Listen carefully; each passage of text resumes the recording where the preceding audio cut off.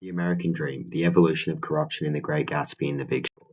The staple and concept in American culture is the American dream, an idea that anyone, regardless of their background, can achieve wealth and fulfillment through hard work. The American dream is complex and multifaceted because of the corruption that prevents it from taking place. F. Scott Fitzgerald's The Great Gatsby and Adam McKay's The Big Short challenge this notion of social mobility by highlighting how the corruption of the financial elite prevents change for others. Side by side, the text highlights the evolution of the dream and how it has become corrupted from its original meaning.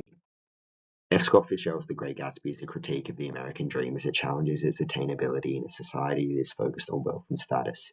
It is set in New York in the Roaring Twenties, where a booming stock market led to extravagance, greed, and corruption. Fitzgerald addresses these issues and illustrates the disillusion that has grown around the idea of this American dream.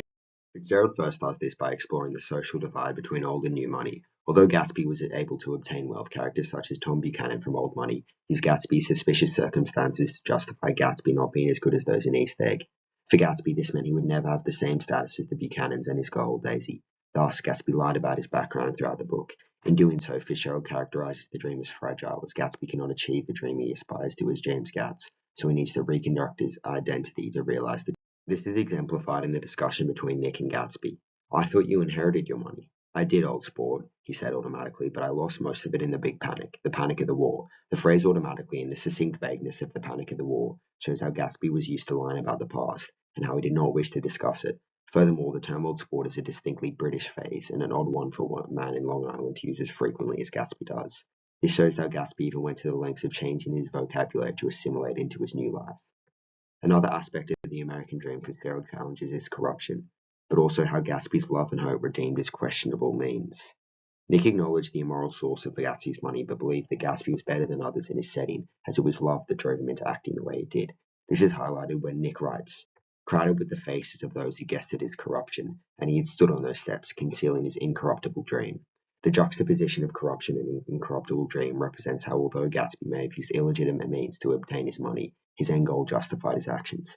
Furthermore, these people being on the steps of his house denotes how they were frequently around him, and yet they knew nothing intimate about Gatsby, which shows his disregard for his wealth and status. Another part of the American dream critiqued in The Great Gatsby is the attainability for the working class, as characterized by George Wilson. Wilson is the only honest character in the book, a hard-working, God-fearing man. Despite this, he is deceived by those in power when his wife Myrtle has an affair with Tom Buchanan. Following Myrtle's death, Wilson recounts the conversation they had. "I told her she might fool me, but she couldn't fool God." He was looking at the eyes of Dr. T.J. Ecclesburg. Wilson's despair exhibits his loss of hope in the American dream and himself. Additionally, the eyes of Dr. T.J. Ecclesburg is a metaphor for God, and it expresses the displeasure Fitzgerald believes that God would have in what has become of the world, where the working class are trapped in their disadvantaged setting. These three examples in The Great Gatsby are some of the key points Fitzgerald uses to critique how distorted the American dream has come from its original value. Adam McKay's The Big Short critiques the American dream by showing how the dream has evolved. It is set prior to the global financial crisis of 2007 and highlights the corruption of people in power. In the film, McKay discusses issues of systemic corruption, greed, and the disadvantaged working class. The first concept McKay challenges is greed and how obtaining money is the only goal for the characters. A scene that exemplifies this is when Brownfielder Capital applied for an ISDA agreement. The start of the meeting sets the tone when the pair met in the lobby. This shows how insignificant the meeting was to JP Morgan, as they weren't even provided with a meeting room. This is exacerbated by Chris's rush tone and how he didn't properly sit down. From here, Brownfield pitched how they had grown their fund from $110,000 to $30 million in just 4 years. Despite how this shows an impressive work ethic and talent, Jamie and Charlie were told they are under the capital requirement of $1.47 billion. JP Morgan's failure to give Brownfield time or thought shows a disregard in modern society for any other traits aside from money. Another factor of the American dream exposed in The Big Short is systemic corruption. The housing bubble was created as a result of banks handing out bad loans on mortgages. This facade tricked people into thinking they'd achieved the dream of home ownership. This is shown when Mark Baum takes a trip to Florida to see the housing bubble. The scene opens with a long shot of the street with seemingly luxurious homes, but a panning closer shot reveals the desolate neighborhood. This is symbolic of the American dream and the mortgages being handed out as they have the appearance of success, but in actuality it led to the abandonment and corruption of the American dream. Frontpoint speaks to a renter, and when they inform him about his home situation, he states, "Is that asshole not paying his mortgage because I've been paying my rent? Am I going to have to leave?" The desperate emotion brings back the personality to the dream that was removed through this systemic corruption. It portrays how the upper class's pursuit of wealth is negatively impacting the working class. By the renter asking if he will have to leave his home, it exemplifies the lack of control the working class have over their livelihoods. McKay completes his critique of the American dream through how money has become an end goal. This is corrupt as people are no longer driven by morals. The final scene with Charlie and Jamie highlights this realization. It opens with them walking through a desolate Wall Street office, and without sound, it creates a feeling of emptiness. They say, "This isn't how I pictured it. What do you think we'd find? I don't know."